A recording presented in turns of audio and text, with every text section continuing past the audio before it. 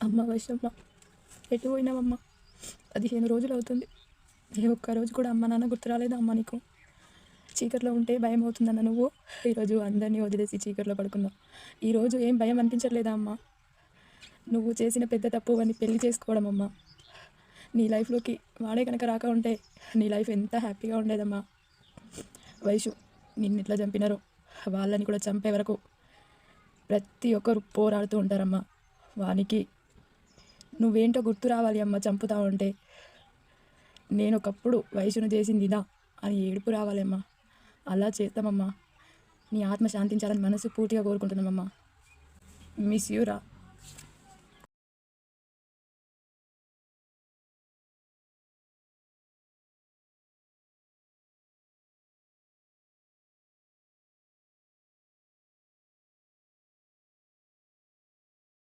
తోడబుట్టిన తమ్ముడు ఒక్కడే అయ్యిండురా